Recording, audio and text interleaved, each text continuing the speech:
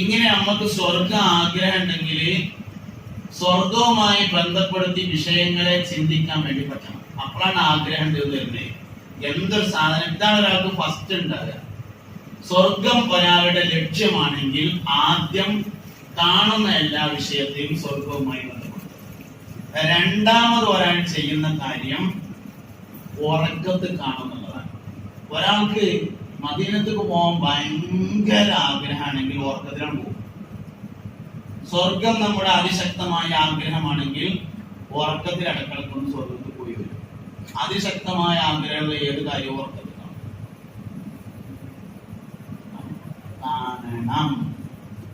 അതും കഴിഞ്ഞാൽ ഒരു പരിപാടി ഉണ്ട്, പാട്ട് പാടും.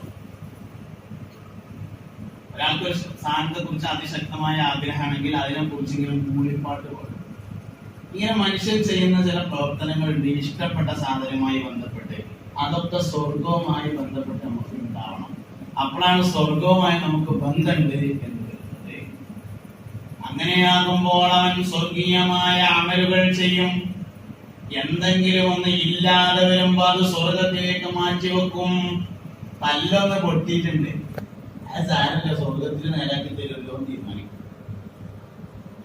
ഏത് സാധനമാണെങ്കിലോ സ്വർഗത്തിൽ വെക്കും.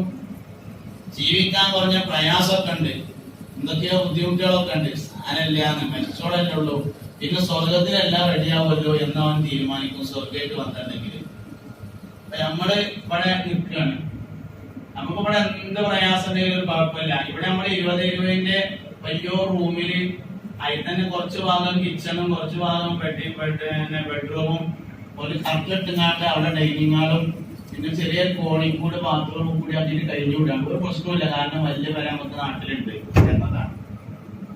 സ്വർഗം നമുക്ക് തറവാട് അവിടെ ഉണ്ട് എന്ന് തോന്നുന്നുണ്ടെങ്കിൽ ഇവിടുത്തെ അസൗകര്യങ്ങളൊക്കെ വലിയ സൗകര്യമായി തോന്നും. കാരണം നമുക്ക് ഒറിജിനൽ അവിടെ ഉണ്ടല്ലോ. ആദിമ മനുഷ്യൻ സ്വർഗവാസിയാണ്. ആദിമ മനുഷ്യൻ സയ്യിദുനാ അബുൽ ബശർ ആദം അലൈഹിസ്സലാം സ്വർഗവാസിയാണ്.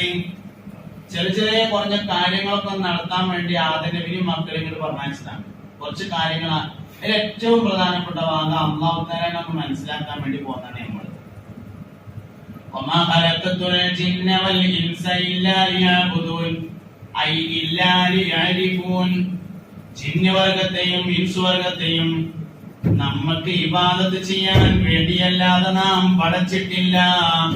അവിടെ തഫ്സീറിൽ കാണാം ഐ ഇല്ലാ ലിയഅരിഫൂൻ, നമ്മളെ അറിയാൻ വേണ്ടിയല്ലാതെ പടച്ചിട്ടില്ല എന്ന് കാണാം. നമ്മൾ അറിയാൻ വേണ്ടിയല്ലാതെ പടച്ചിട്ടില്ല. അപ്പോ അല്ലാഹു സുബ്ഹാനഹു വ തആലയെ മനസ്സിലാക്കുക, അവനെ കുറിച്ച് ചിന്തിക്കുക, അവന്റെ സ്വർഗത്തെ കുറിച്ച് ആലോചിക്കുക. നരകത്തെ പറ്റി നമ്മൾ വല്ലാതെ ആലോചിക്കണ്ട. നരകം അങ്ങനെ ഒരു സ്ഥലം ഉണ്ട് എന്ന് ആലോചിച്ചാൽ മതി. കാരണം നമുക്ക് പോകേണ്ടതല്ലോ, നമുക്ക് പോകാനുള്ള സ്വർഗാണ്. സ്വർഗത്തെ കുറിച്ച് ഒരുപാട് ഓഫറുകൾ തന്നിട്ടുണ്ട്. ഒരു നന്മ ഒരാൾ ചെയ്താൽ അതിന് 10 കൂലി കിട്ടും. ഒരു തിന്മ ഒരാൾ ചെയ്താൽ അതിന് ഒരു ശിക്ഷയേ ഉള്ളൂ. 10 ശിക്ഷ അല്ല, അതിന് ഒരു ശിക്ഷയേ ഉള്ളൂ. അപ്പോ നിങ്ങൾ ഇന്ന ഷിപ്പാക്കുണ്ടല്ലോ, ഇവിടെ നോക്കി ഇങ്ങനെ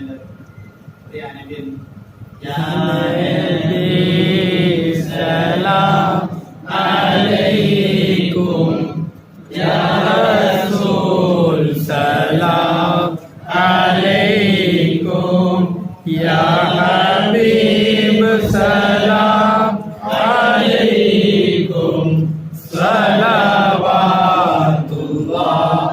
അലൈക്കും അശ്റഫൽ ഖദ്റു علينا فاختفت منه البدور مثل حسنك ما رأينا قط يا وجه السرور يا نبي سلام عليكم يا رسول سلام عليكم يا حبيب سلام عليكم صلوات الله عليكم ആദം നബി അലൈഹി ഇസ്ലാമിനെ അല്ലാഹു തആല പഠിച്ചത് സ്വർഗ്ഗത്തിലാണ്. ആദം നബി അലൈഹി ഇസ്ലാം അവിടെ താമസിച്ചു.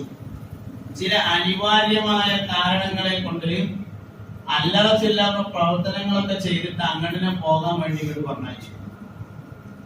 എന്നിട്ട് ആദം നബി അലൈഹി ഇസ്ലാമും മക്കളും ഇവിടെ ജീവിച്ചുകൊണ്ടിരിക്കുന്നു. നമുക്ക് അങ്ങോട്ടിനെ പോകാനുള്ളതാണ്.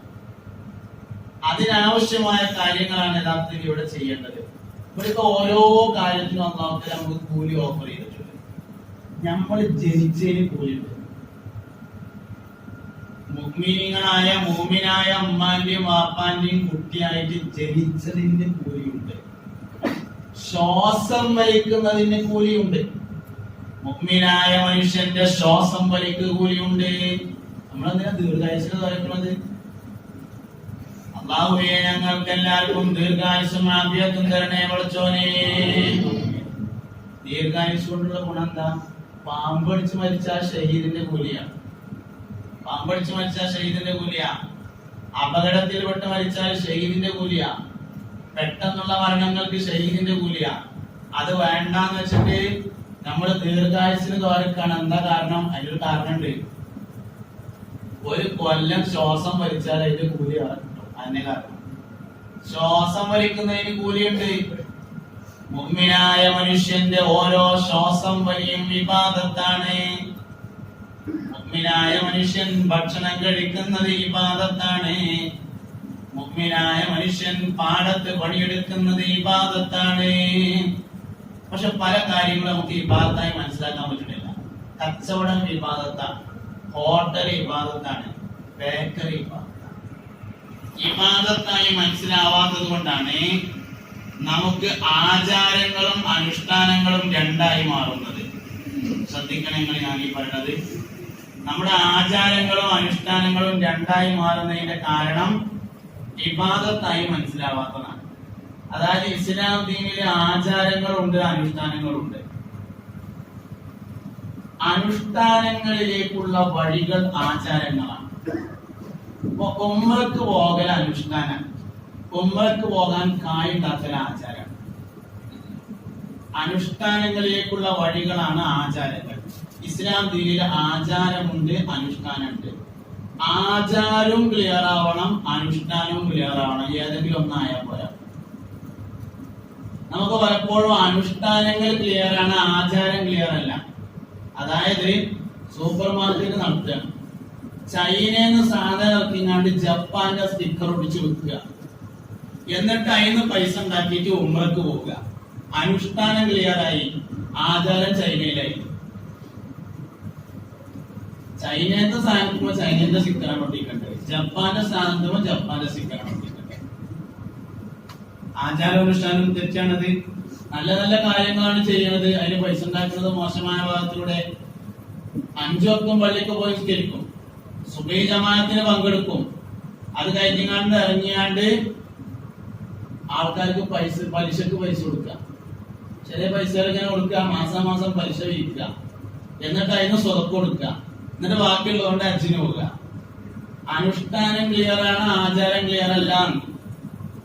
അനുഷ്ഠാനം ക്ലിയർ ആയാൽ പോരാ, ആചാരം ക്ലിയർ ആവണം. ആചാരം ക്ലിയർ ആയാൽ പോരാ, അനുഷ്ഠാനം ക്ലിയർ ആവണം. രണ്ടും ഉഷാറായിരിക്കണം. അപ്പോഴേ മനുഷ്യൻ നേരാവുള്ളൂ. ഭക്ഷണം കൊടുക്കുക എന്നത് ഇബാദത്താണ്. അറക്കാതെ കോഴിയായാലേ ആചാരം തെറ്റി. കോഴിപ്പിടിക്ക് ഫോൺ ചെയ്യല്ലേ, ഹലോ ചിക്കൻ സ്റ്റാളല്ലേ, ഞാൻ അങ്ങ് വരുന്നുണ്ട്, 5 മിനിറ്റ് കൊണ്ട് അവിടെ എത്തും. അപ്പോത്തിന് അത് ഫോണാക്കിയതാണ് ജോലി. അപ്പോത്തിന് 15 കിലോ കോഴി വെട്ടിയേക്കണമെന്ന് ഫോൺ എടുത്ത് തരുന്നത് ആവശ്യമുള്ള സാധനമല്ല.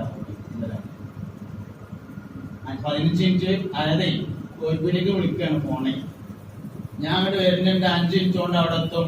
അപ്പോത്തിന് 15 കിലോ കോഴി വെട്ടിയൊക്കെ കൊണ്ടുവന്നു. 5 മിനിറ്റ് കൊണ്ട് 15 കിലോ കോഴി വെട്ടിയാൽ ജീവൻ പോകില്ല നോക്കാൻ. കഴുത്തിൽ കൂടി നല്ല മൂർച്ചയുള്ള കത്തിയോണ്ട് ഒരു വര മാത്രം ഉണ്ടാവും. എല്ലാ കോഴിക്കും ഓരോ വര. അറുത്ത കോഴിന്ന് പറയാൻ പറ്റൂല, വരട്ട കോഴിനെ പറയാൻ പറ്റുള്ളൂ. പിന്നെ തോലൊഴിച്ചിട്ട് ബാക്കി വലിയ റമ്മുണ്ടാവും, അതിക്ക് എറിയുമ്പോഴാണ് പകുതി ജീവൻ പോവുക. തോലൊഴിച്ച് കഷ്ണം വെട്ടുമ്പോഴാണ് മുഴുവൻ ജീവൻ പോവുക. കുഴപ്പമൊന്നുമില്ല. അങ്ങനെയൊക്കെ ചെയ്താൽ പറ്റൂലെന്ന് ചോദിച്ചാൽ ചിലപ്പം പറ്റുവയ്ക്കാനും, പക്ഷെ ബർക്കത്തുണ്ടാവില്ല. ബർക്കത്തുണ്ടാവണമെങ്കിൽ അങ്ങനെയൊന്നും ചെയ്താൽ പറ്റൂല. ജായിസൊക്കെ തന്നെ ഇക്കാര്യം ദൂരെ വെച്ചുമ്പോ ജീവൻ പോയാൽ പോലെന്ന് ചോദിച്ചാല് മസലൊക്കെ ഉണ്ടാവും, ചിലപ്പോ അതൊക്കെ പറ്റും. പക്ഷെ അത് അൺക്ലിയർ ആയ ആചാരങ്ങളല്ല.